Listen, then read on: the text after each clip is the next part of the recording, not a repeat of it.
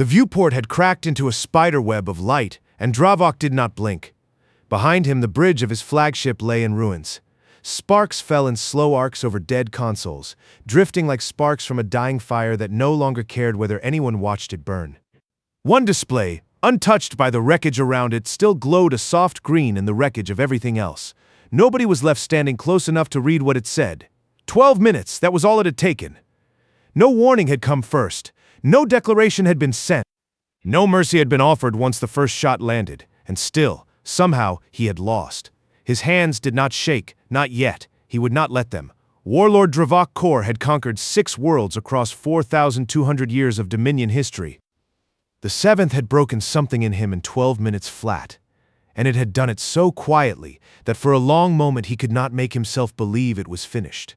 His hands, black, plated, 3 thick fingers each, gripped the ruined rail of the command days so hard the metal groaned beneath his grip. He had never held anything that tightly before. Not once, in all his years of conquest, had a fleet of his fallen this fast. Not once had it fallen this quiet. A voice crackled through the dead comm line. Calm, steady, almost gentle, in the way a voice can be gentle only when it no longer needs to prove anything. "You are safe," it said. "Your remaining ships have been disabled. We will let you collect your wounded." Dravok did not answer. Outside the cracked glass, 100 broken hulls drifted past the slow blue curve of a planet his own intelligence reports had once called primitive, unworthy of caution. A rounding error in a war that was supposed to have ended before it began. The voice came again, quieter now, almost like it was reciting something it had carried a long time, waiting for the moment it would finally be needed. "The cosmos roars," it said. "Stillness endures." Dravok closed his eyes. Somewhere behind that voice was a species he had dismissed in a single sentence 3 days earlier, over a war table in a chamber that reeked of scorched metal and certainty. He had spent his whole existence learning to take. Somewhere down there, apparently, a species had spent 31 years learning to hold, and it had just cost him everything he had ever believed true about war, and about himself. I wish I could tell you it was luck. It wasn't. Stay close, and I'll show you exactly how that silence was built, one quiet year at a time. 31 years earlier, a leather journal lay open on a young officer's knee, and the room around him smelled of recycled air and burnt coffee left too long on a warmer no one had bothered to switch off. He was not yet an admiral. He was barely past his first commission, a lieutenant with a haircut too short for his face, and a grief he had not yet learned to carry properly. His father had died 2 months before, in a training accident that nobody in the official report had bothered to explain in any language that meant anything. The journal was the only thing of the man's he had kept. Everything else, the medals, the old uniform, the letters, had gone into storage, into boxes he had not opened since. But the journal he carried everywhere, tucked inside his coat like a second heartbeat. He read the same page nearly every night, until the crease down its spine went soft and pale from being opened. A hand-drawn map filled most of it, the outer edge of the solar system rendered in careful pencil, marked with a scatter of small red dots along what looked like a natural corridor of drifting rock and ice. His father had never explained it to him directly, had only ever hinted at long nights spent staring at deep space telemetry, at a theory nobody higher up in the chain of command had wanted to hear. Beside the dots in his father's blocky, impatient handwriting, a single line, "They'll come through here. They always do." He did not know yet who they were. At a career quietly sidelined for insisting the universe was larger and more dangerous than anyone comfortable wanted it to be. So the young officer kept the page open on cold nights in that viewing gallery, and he waited for something he could not name, and he told no one why. High Admiral Theron Kale sat in that same gallery, decades older now, his hair gone silver white and cropped close to his skull, a thin scar cutting a pale line through his left eyebrow, a souvenir from a training accident of his own, 28 years back. 31 years later, an alarm finally proved his father right, that he rarely spoke of and never explained in detail. His coat, wool once and now soft with age, had frayed at both cuffs from 3 decades of the same nervous habit, running his thumb along the cracked spine of a journal that had outlived the man who wrote it. His coffee sat beside him, black, bitter, and long since gone cold. He had not noticed. The alarm chimed flat, even, the kind of sound designed specifically not to alarm anyone who hadn't been waiting 31 years to hear it. Incoming fleet, sir. The voice belonged to a young lieutenant who had clearly never heard that particular tone from the console before, and did not yet know what it meant that her hands were trembling slightly on the display. 135 ships. Burning hard toward the inner system, Kale did not look up from the page in front of him. Trajectory? Direct approach vector? Sir. Straight through the Oort cloud. He closed the journal slowly, the way a man closes a door he has spent 3 decades waiting to finally open. Wake the Aegis Mandate. Nobody in the gallery asked what that meant. Nobody but Kale had ever needed to know, and for the first time in 31 years, that was about to change for everyone in the room. He stood, journal tucked beneath one arm, and walked to the transparent steel wall that looked down on the pale curve of the earth below. Somewhere out past that curve, past the moon, past the drifting silence of the asteroid belt, something old and certain of itself was coming to collect a debt it did not know had already been paid in advance. "Get me Captain Saito on the Vigilant," he said. "Every ally who put their name on the mandate 31 years ago is about to find out why we asked them to." 400 light-years away, in a chamber carved from the hollowed heart of an asteroid. And pull the 7 signatory codes. The air reeked of scorched metal and chemical fuel, the particular smell of a species that had never once needed to apologize for winning. Warlord Dravok Kor stood over the war table in the chamber of the Unbroken Spear. 6 ritual scars catching the low red light along his chest, one carved for each of the 6 worlds his empire had swallowed whole across 4,200 years. Pillars rose around him into a ceiling lost somewhere in darkness, each one etched floor to shadow with the names of 43 conquered systems. It was a room built to remind anyone standing in it that the Dominion had never lost. Dravok had stood in it 100 times and never once thought to question what that meant. He cracked his neck. It was something he did before every decision that mattered, a habit older than most of the officers now watching him do it. The holomap hovering between his claws showed a single blue planet, a modest world, thin orbital defenses, a species his intelligence division had filed under a designation that translated roughly to backward and strategically irrelevant. Around the table his officers waited in silence for him to speak first. They always did. It had been a very long time since anyone in that chamber had spoken before Dravok chose to. Warlord. The voice that finally broke the quiet was thin, careful, threaded with the particular patience of someone who had learned the hard way what happened when patience ran out too soon. Rel, the Valith ambassador, stood at the edge of the table, nearly 300 cycles old, his robes hanging loose over a frame built for a gentler climate than this chamber ever offered. His long fingers trembled faintly, the way they had trembled, Dravok suspected, at every one of the 43 annexations that had come before this one. "I would urge caution. This species has not been truly observed, only assumed." Dravok's laugh came out low, like grinding stone dragged across stone. "Caution. For a species that has barely crawled free of its own gravity well. They have been quiet a very long time," Srel said. "Silence, Warlord, can be a form of preparation. Silence," Dravok said, "is what things do right before they die." Tactical Officer Vex stepped forward before the exchange could stretch any further, his manner precise and entirely unbothered by the tension in the room. 300 years of spacefaring, and in all that time, not one act of aggression beyond their own borders, not one show of force where a show of force would have been expected. The way a man is unbothered by weather he has decided has nothing to do with him. He laid out the fleet numbers with the flat efficiency of someone reciting a shopping list.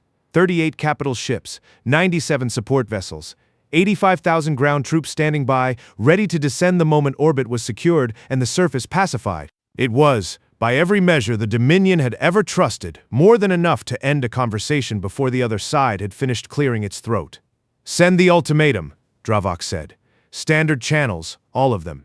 Give them their 5 minutes to understand exactly what is coming for them." Rel did not argue further.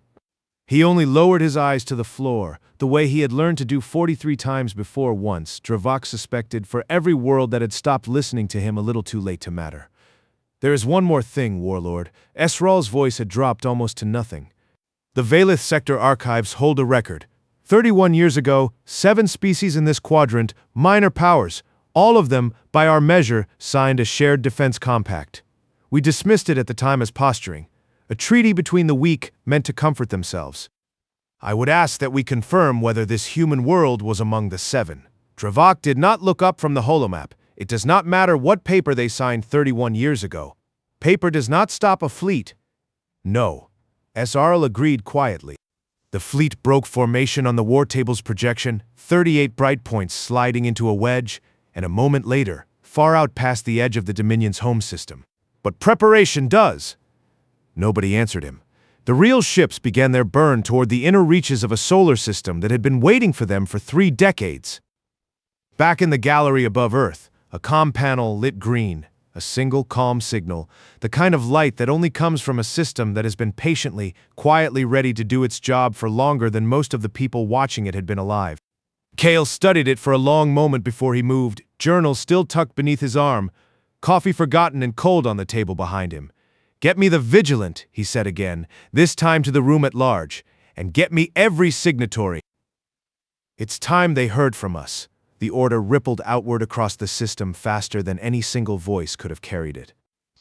On a research platform tucked into the rings of a gas giant 3 systems over, a Kethrani biologist looked up from a microscope she had not touched in 11 minutes, having spent that time simply waiting, the way she had trained herself to wait for exactly this call.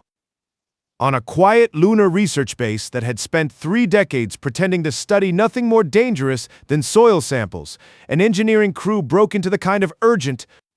On a mining colony half abandoned to automation, an ophrenic foreman keyed a code into a panel that had sat untouched, gathering dust since the day it was installed. Practiced motion that only comes from people who have run this exact drill more times than they could count, and had simply never once had to run it for real. The Aegis Mandate had a great many names among the 8 species who had built it, spread across 8 languages and 8 very different ways of understanding what patience could mean. But every one of those names translated more or less to the same idea: we will not strike first, but we will not be caught unready either. Captain Mara Saito took the call on the bridge of the Vigilant with a mug of coffee still steaming in one hand, real coffee, not the recycled sludge most of the fleet drank, a small vanity she allowed herself and no one on her crew dared question. She set it down without drinking from it once the order came through. "All hands," she said, and her voice carried the particular flatness of someone who has rehearsed a moment so many times in her head that living through it for real feels almost anticlimactic. "We're going to the edge of the system." Her helmsman, a young man barely 2 years out of the academy, looked up from his console with an expression she recognized immediately because she had worn it herself once. 300 kilometers away, on the Valith observation post perched at the quiet edge of the system, an elder statistician who had spent 3 decades logging telemetry nobody else had ever bothered to read closed his eyes briefly when the alert came through. Spin up the drive on the day she'd first been briefed on what the mandate actually was. "Ma'am, is this a drill?" "No," Saito said. "This is page 47. He didn't understand the reference. He would by the end of the day," and allowed himself, for just a moment, something almost like relief. He had argued for this post's funding for 11 straight years against colleagues who thought it a waste of resources watching an empty stretch of ice and rock for a threat that might never come. He opened his eyes again and began transmitting everything he had. Back on the Obsidian Citadel, none of that quiet motion registered on Dravok's instruments. His fleet crossed the outer marker of the system at full burn, confident, unhurried, the way a species moves when it has never once had reason to be otherwise. Vex reported the ultimatum had gone out on every channel Dominion protocol required. No response had come back. Dravok took the silence as exactly what he had always taken silence to mean. "They understand," he said. "Good. It will make this faster." Srel, standing a half step behind him, said nothing at all. His fingers, for the first time in longer than he could remember, had stopped trembling. No fleet approached. No mercy waited. No warning would be given twice. And far ahead of the Dominion's burning ships, hidden in the dark drift of the Oort cloud where the light of the sun grew thin and the stars stopped mattering, something patient and 31 years in the making sat perfectly, deliberately still. The first mine detonated without sound. That was the part nobody in Dravok's fleet expected. Not the blast itself, but the silence around it. No warning klaxon, no hostile signature on their sensors beforehand. One moment the outer edge of his formation held 38 ships in a clean, practiced wedge. The next, a support vessel simply stopped being there, and the space where it had been folded into a bloom of white light that made no sound at all across the vacuum between them. "Report," Dravok said, and for the first time in longer than he could remember, his voice did not carry certainty. It carried a question. Vex's claws moved fast across his console, faster than protocol usually allowed. Debris field, localized detonation. They had been seeded across the Oort cloud's drift field, impatient, staggered waves over 3 decades, disguised as nothing more than ordinary debris. No launch signature, no drive trail, no. He stopped. Warlord, there are more of them. Hundreds, maybe thousands dormant. They were already here. 1,800 mines, though nobody on Dravok's bridge would ever learn the precise number.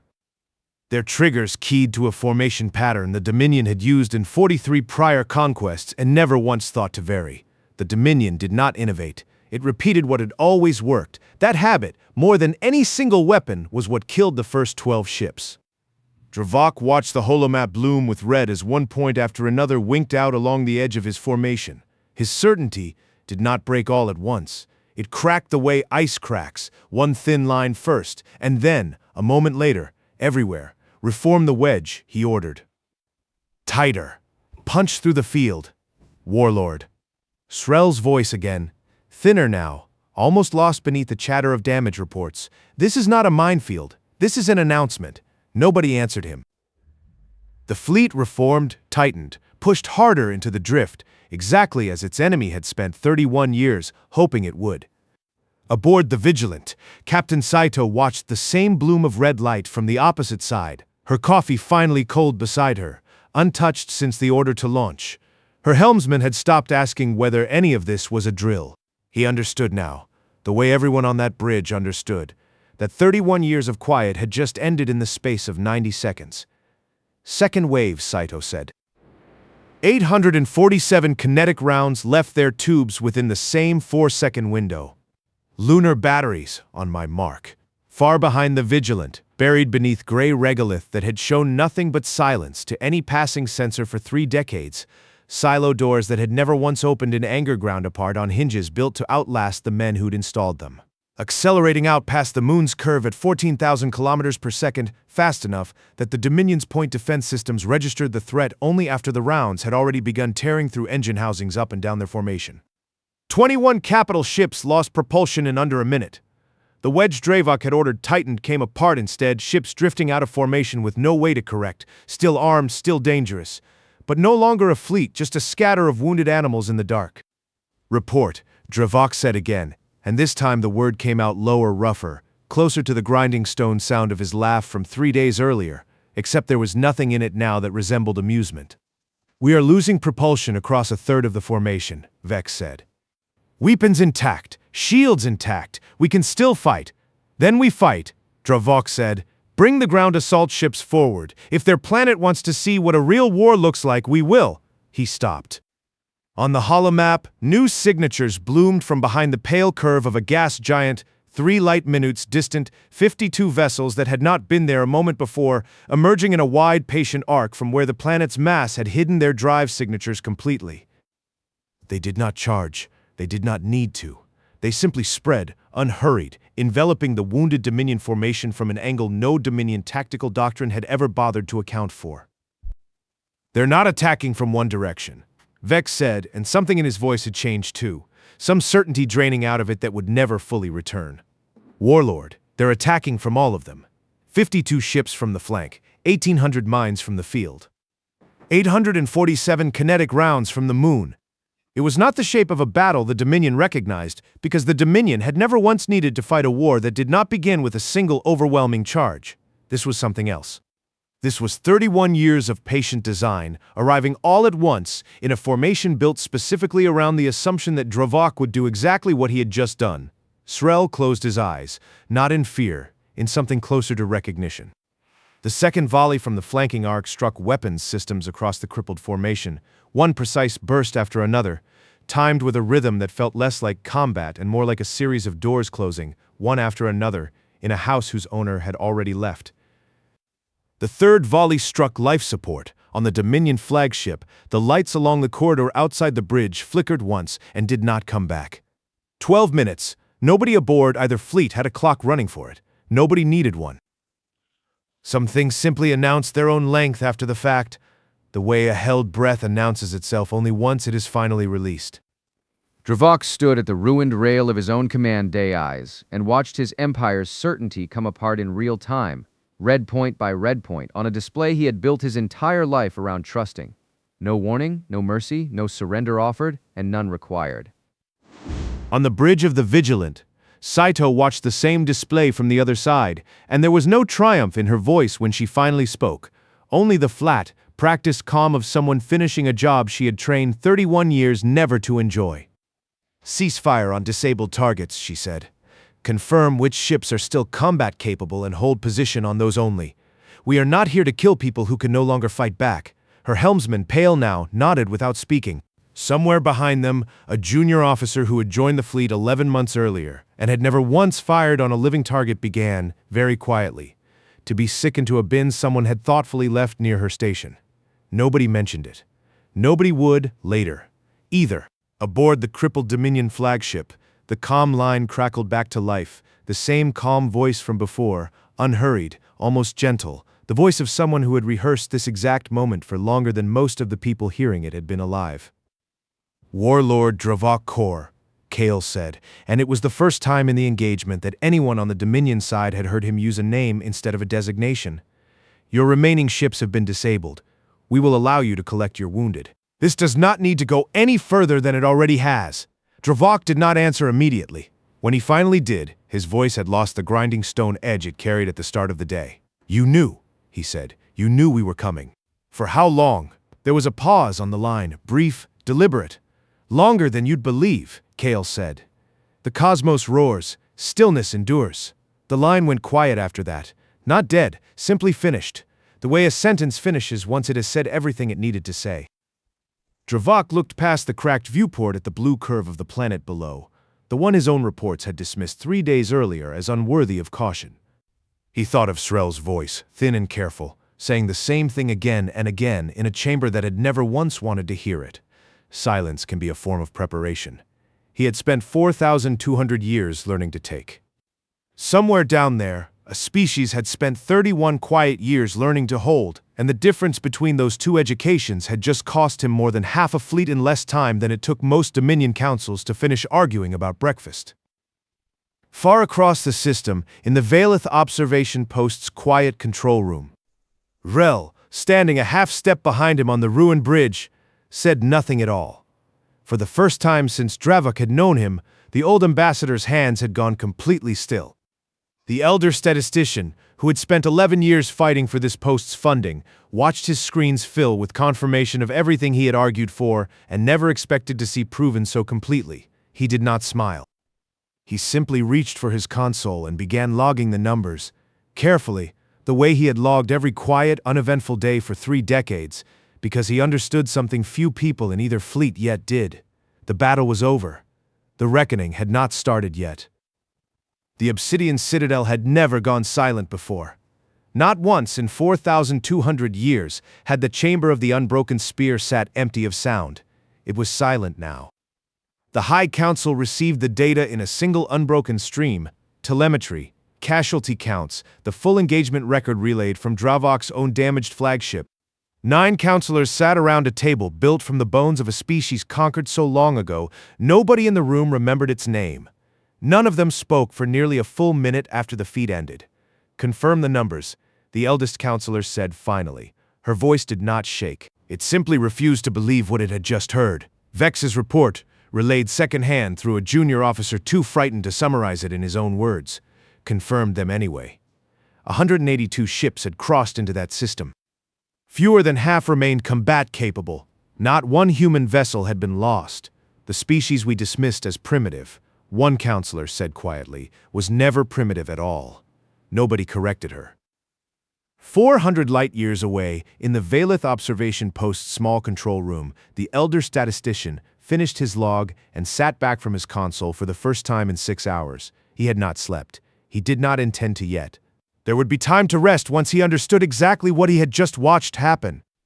He opened a second file, one he had kept sealed for 11 years, ever since the Aegis Mandate's existence had first been quietly confirmed to a handful of Allied observers with clearance to know. It contained a single line written by a human officer he had never met, dated 31 years earlier. If it works, no one will ever know we built it. That's the point. He closed the file again without adding anything to it. Some records, he had learned, were better left exactly as their author had intended. Aboard the Vigilant, Captain Saito filed her own report with considerably less ceremony. A data burst, encrypted, sent directly to the gallery above Earth where High Admiral Kale had not moved from the transparent steel wall in over 3 hours. He read it once, standing, the journal still tucked beneath one arm out of habit rather than need. 182 ships engaged, 88 destroyed or disabled beyond recovery. The rest scattered, crippled, drifting toward whatever mercy the Dominion chose to send for them. Human casualties, 0. He set the data pad down on the rail in front of him and did not pick it back up. "Sir," the young lieutenant from earlier, the one who had first read him the incoming fleet's numbers, stood a respectful distance away, uncertain whether to approach further. "The Dominion is requesting terms." "Ambassador Srel is asking to speak with you directly." Kale nodded slowly. "Patch him through." The voice that came over the line was thin, careful and entirely different from the tone Dravok had used only hours before. "High Admiral," Srel said, "I have observed 43 annexations in my lifetime. I have never once observed what your people did today. We didn't want to do it at all," Kale said. "We just didn't want to find out what happens if we're wrong about being ready." There was a pause on the line. "May I ask a question, Admiral? Off the record, as your people say." "You can ask. How long?" "Not 31 years. I mean, truly. How long has your species known something like the Dominion existed and said nothing?" Kale looked down at the journal beneath his arm before he answered. "Longer than 31 years, he said. My father wrote the first page of this plan 48 years ago." Nobody believed him until it was almost too late to matter. "I've spent half my life making sure that mistake didn't happen twice." Rel was quiet for a long moment. 48 years, he said, and something in his voice had shifted, gone softer, closer to grief than surprise. "We have made the same mistake, only in reverse. We assumed silence meant nothing was there. It usually does," Kale said. "This time it didn't." The line went quiet again after that, not from anger this time, but from something neither of them had a ready word for. 3 days later, Dravok stood alone in a receiving hall he had walked through 100 times before as a conqueror and now walked through as something else entirely. No title had yet been assigned to what he had become. The chamber's engraved pillars listing 43 conquered systems seemed to watch him differently now than they had a week earlier. He reached the small table set at the hall's center and stopped there, not from ceremony, but because his legs had simply decided to stop moving. On the table sat a cup, plain, undecorated, filled with something bitter and lukewarm that no one had bothered to reheat. He picked it up without thinking and drank half of it before he registered he had done it at all. It was, he realized distantly, the most ordinary thing he had done in 6 days. The High Council entered a moment later, 9 counselors in a slow, deliberate line, and Dravok set the cup back down exactly where he had found it. Warlord Dravok Kor, the eldest counselor, did not raise her voice. She had never needed to raise her voice in this chamber before, and old habits, apparently, did not break simply because everything else had. "You will not be executed. Your service record does not permit it, and your defeat, on reflection, was not a failure of courage." Dravok said nothing. He had expected the blade, if he was honest with himself, and some small, tired part of him had almost hoped for it. "You will be reassigned," she continued, "to the Valith border, where you will oversee negotiations with the 8 signatory species of what they call the Aegis Mandate. You have earned, through unfortunate means, more direct experience with them than any officer alive. It was not exile in the way exile had always been understood in the Dominion. It was worse, in its own quiet way, a lifetime spent standing across a table from the very patience that had unmade him, forced to learn its shape in careful, humiliating detail rather than simply being allowed to disappear. "You have a question," the counselor said.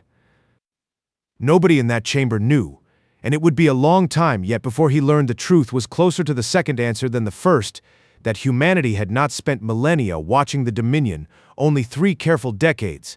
"It was not a guess," Dravok said. "Did they know we were coming for 4,000 years, or did they only start preparing 31 years ago because they finally understood what we were?" Nobody answered him. Ever since one grieving officer's father had drawn a map nobody wanted to believe, back above Earth, Kale sat alone in the gallery as the light outside shifted slowly from the pale blue of afternoon into something dimmer. He was looking instead at the casualty figure Saito's report had listed for the Dominion side, a number he had read only once and had no intention of reading again. 11,320 lives. The journal lay open on his knee again, page 47 exposed, the crease down its spine worn nearly through from 31 years of the same nervous habit. He was not looking at the map anymore. He had stopped needing to look at it hours ago. Most of them conscripts who had never once been asked whether they wanted to be part of a war their leadership had assumed would take 12 minutes and end in an easy annexation. He closed the file. He did not close the journal. His comm chimed softly, a priority channel, marked with a signature he recognized instantly, even before the message resolved. It was from the Kethrani biologist who had been waiting 11 minutes at her microscope the day this all began, one of the 7 Allied signatories who had trusted a treaty built on nothing but patience and a hand-drawn map 31 years old. Her message was short. We held. All of us. Every signatory. Nobody broke formation. Nobody panicked. Nobody fired a shot that wasn't planned 3 decades in advance. Your father would have been proud of what he started, Admiral. I only wish he'd lived to see it finished. Kale read it twice. He did not answer right away. Instead, he turned back to the journal, to page 47, to the map his father had drawn with a hand that had never once wavered even when everyone around him insisted he was wasting his career on a threat that would never come. Beneath the map, in the same blocky, impatient handwriting, was a line Kale had read 1,000 times and had never once let himself fully understand until tonight. I won't live to see it. Someone else will have to finish the page. He had always assumed that line meant the map. He understood now, sitting alone in the fading light with a war finally ended behind him and something heavier only just beginning, that his father had never been talking about the map at all. Dravok's transfer orders arrived 3 days after the judgment, delivered not by courier but by Rusrel himself, who had requested the assignment personally and had not explained why. You didn't have to bring these yourself, Dravok said. No, Israel agreed.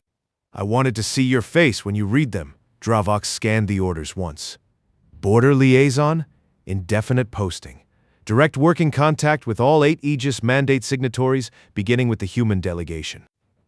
It was not a sentence written in the language of punishment, though he understood, reading between its careful lines, that punishment was exactly what it was. Say it, Srel said. Whatever you're thinking, I'm thinking. Dravok said slowly that I spent 4,000 years learning how to make other species kneel, and now I'm being sent to learn something I never once bothered to ask about. How they stand back up! Drell allowed himself something that, on a Valith face, passed for the beginning of a smile. That, he said, is a better question than any you asked in the war chamber. Dravok set the orders down beside the plain cup he had left untouched since his last visit to that hall, the bitter drink inside it long gone cold. He picked the cup up anyway, out of the same habit that had carried him through 6 worlds of conquest, and drank the rest of it without comment. Some things, apparently, did not change just because everything else had. Above Earth, the gallery had gone fully dark outside the transparent steel, the planet's night side scattered with the small, ordinary lights of a species that had spent 31 years pretending it had nothing worth defending. Kale had not moved from the rail in some time. The journal sat open on his knee, page 47 still exposed, though he had stopped reading it hours ago. He was thinking instead about a line he had misunderstood for 3 decades, someone else will have to finish the page, and about a man who had died certain nobody would ever believe him, and had been wrong about that too. In the end, a soft chime pulled him from it. Sato's voice, tired but steady, over a private channel. Final tallies in, sir. Dominions pulling their surviving ships back past the outer marker. No further engagement expected. Esrels confirmed it personally. Good, Kale said. Sir. A pause. For what it's worth. My grandmother used to say some fights are won the day nobody has to fight them. I think that's what today was, underneath all of it. Kale thought of 11,320 lives he had read about once and would not read about again. Conscripts who'd never chosen any of this, and found he could not fully agree with her. Not tonight. You earned it. He closed the channel and sat alone a while longer. The low hum of the station's life support the only sound in the room. The same sound that had filled this gallery on the night, 31 years ago. "Get some rest, Captain," he said instead. When a grieving lieutenant had first opened this journal and found a map nobody else believed in, he thought about his father's hands, drawing that map by lamplight, certain of a threat he would never live to see arrive. He thought about page 47, worn pale from 31 years of the same nervous thumb, and he understood at last that his father had never really been drawing a map of the enemy at all.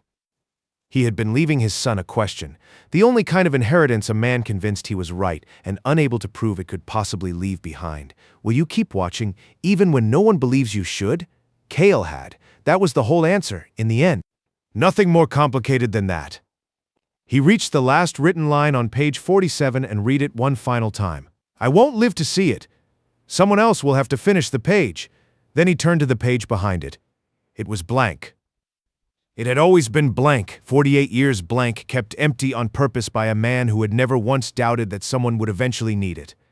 Cale pressed his palm flat against the paper for a long moment, feeling nothing but its plain, ordinary texture beneath his hand, no different from any other page in any other book. "They came through here," he said quietly.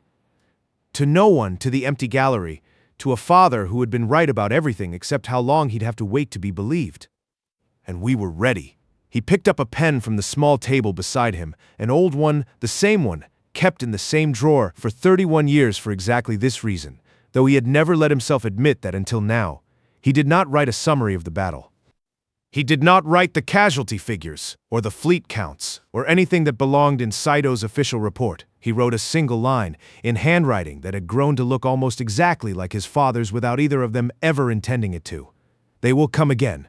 We will be ready again. That is the whole of the plan, and it is enough." He closed the journal.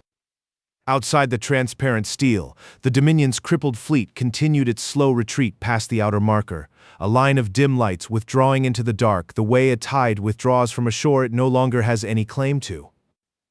Somewhere among those lights, Dravok stood at a different viewport, watching the same planet shrink behind him, carrying a set of orders that would spend the next several years teaching him exactly what he had lost. Cale did not watch the retreat. Instead, he set the journal down on the rail in front of him, closed now, its cracked spine catching the last of the station's dim night lighting, and looked out instead at the ordinary, unremarkable lights scattered across the dark curve of the world below, small windows. He had seen enough of it in Saito's data feed already. Small lives, none of them aware of how close they had come, none of them needing to be. He left the journal there, closed on the rail, and walked out of the gallery without looking back.